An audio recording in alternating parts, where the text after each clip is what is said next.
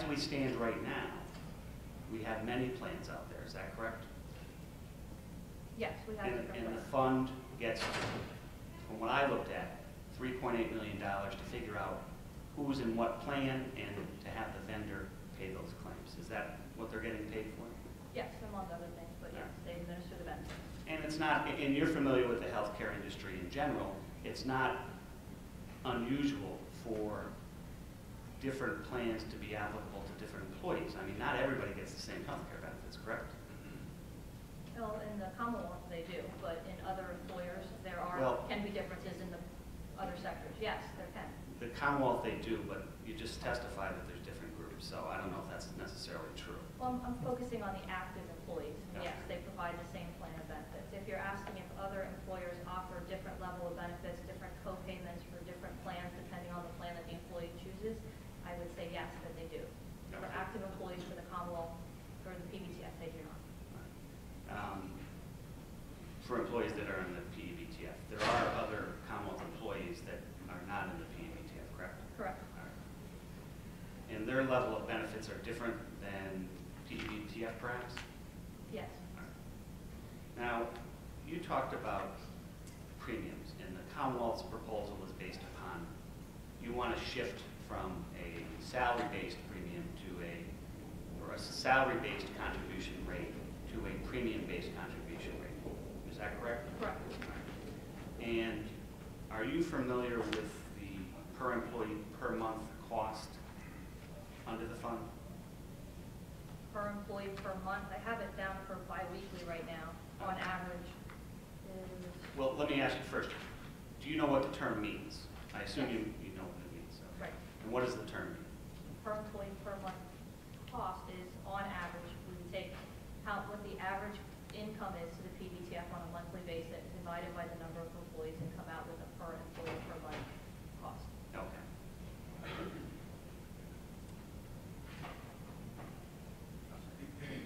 So, and you said it was the premium cost. That's the cost of all the benefits, is it not? Is that the more proper terminology?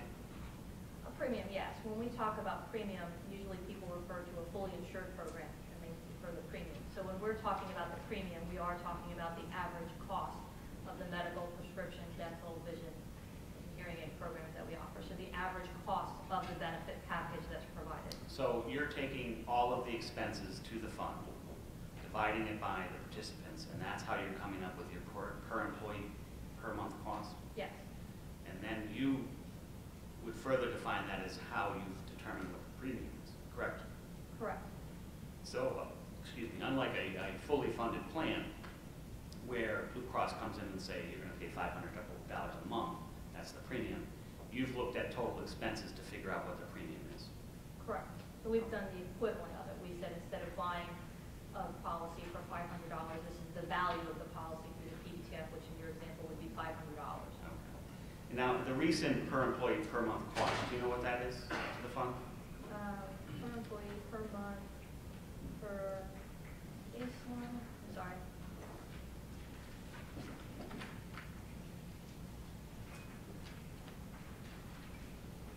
I'd have to calculate it if you want me to get the calculator. I don't have it written down. Do you? I have a figure of $913.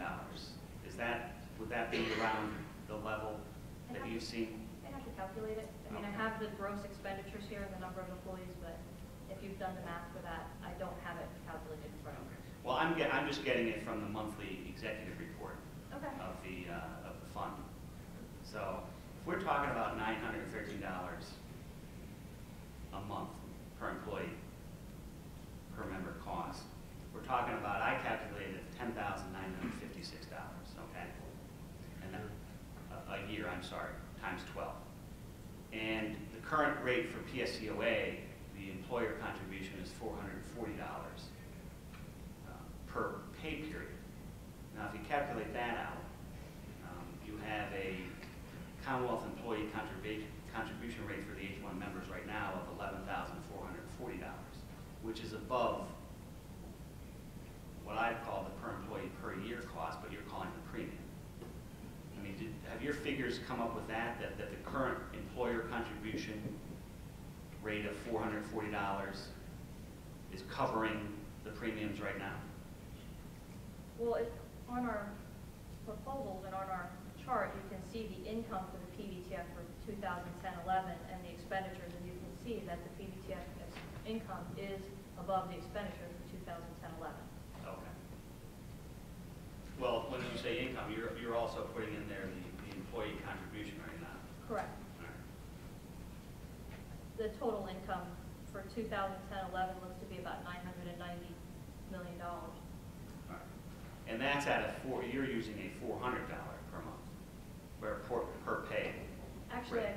I corrected and testified that it's depending on the group. So there are some that are 440 and some that are 400. Now, what you're proposing is that that the rate for PSCOA doesn't stay the same at 440. You're actually proposing that the Commonwealth get a reduction down to 370. Is that correct? In the first year, yes. Okay. And then they even get still get a deduction in the second year of $50. Is that correct? Correct.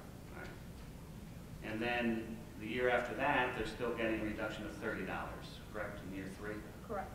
In year 4, they get a reduction of $30? Yes. All right.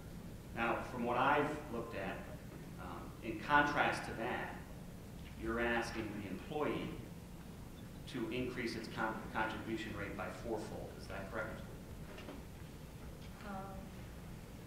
Sorry, let me pull it out. In year 1 and 2, the employee on average is paying about 8% or 7.9% in year 1, 7.4% in year 2. And then that in year 3 would go to about 10.5% and 13.4% in year 4. Okay. So I don't see a 4 times. All right, well, increase. I'm looking at your exhibit, correct me if I'm wrong.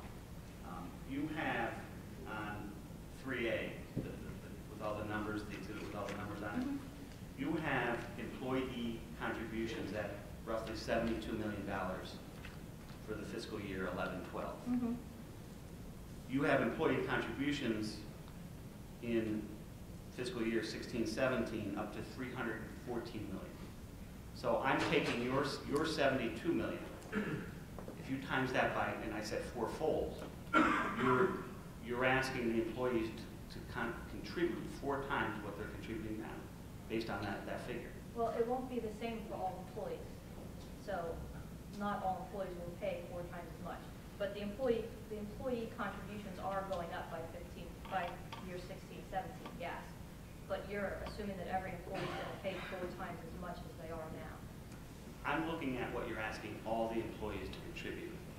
And is it fair to say that when you look at every employee in the Commonwealth, you're asking all the employees in the Commonwealth to contribute 4-fold what they're contributing now?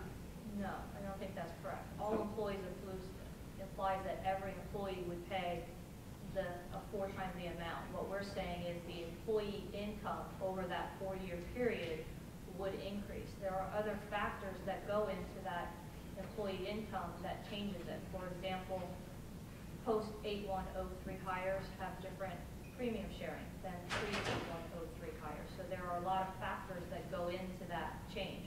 But the employee income over the next 6 years would increase to that amount. Okay. So you wouldn't agree with the way I've termed it, but you would agree that the employee contribution or the income received from employees is 4-fold over that time period? Yes. Okay. Now, is this the first day that you were here? I don't know if you were here during the previous hearings last week. I wasn't here for all of them. So. Okay. Now, the Commonwealth, in their presentations, have made some general statements about everybody having to chip in these economic times, and that the Commonwealth is asking not only the H-1 members to sort of chip in and bear the burden in this tough economic times, and these are their words. I'm looking at the employee contribution rate going from 72 million to 314 million, but I'm only seeing the Commonwealth contribution rate go from 809 million to 896 million.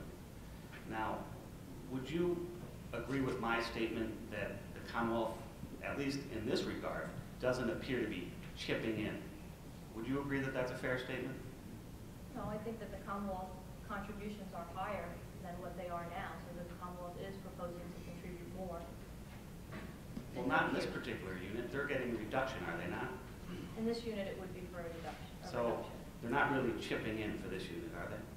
Well, they're still continuing to provide for the benefits, and they're still continuing to provide the employer contributions to fund the benefits. So I wouldn't say that the Commonwealth isn't contributing, they are.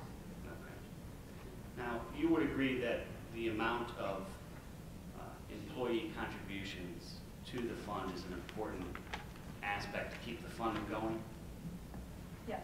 All right. And in turn, the flip side of that would be that it's important to keep employer contributions coming into the fund too, to keep it solvent, correct? Correct. It's a combination of employee and employer contributions. Okay.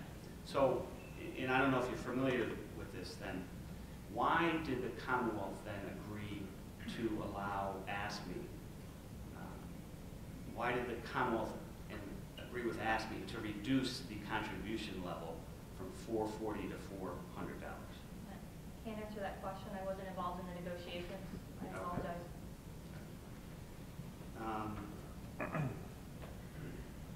Are you also familiar with the contribution deferral that the Commonwealth and ASME agreed to from April 2009 through June of 2006? Again, I wasn't in those negotiations, so I can't talk about them. Okay. But you, again, you would agree that keeping employer contribution and employee contributions coming into the fund is an important aspect to keep the fund solvent, would you not? Yes.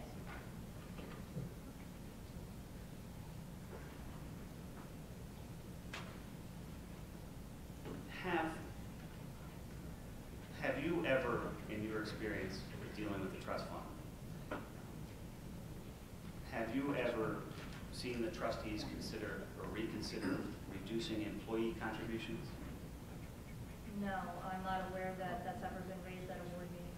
Okay. At least there's executive sessions that I don't participate in, but the board meetings, then the part of the board meetings that I've been in has not been raised. All right. Now, are you familiar with the provision of the collective bargaining agreement with the H-1 members that says that if reserves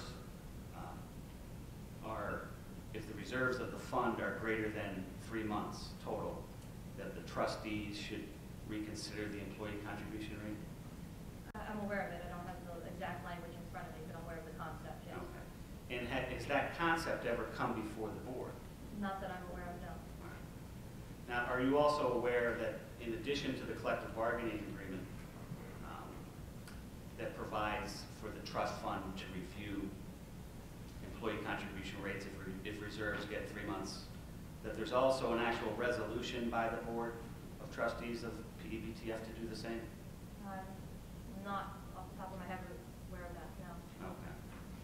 But the one thing that you're sure of, at least in general meetings, you've never seen the issue raised by any of the trustees? Not that I can recall, no. On the flip side of that, you are aware that the Commonwealth and ASME have, not only recently, but in the past, agreed to reduce the Commonwealth's contribution rate. Yes. All right.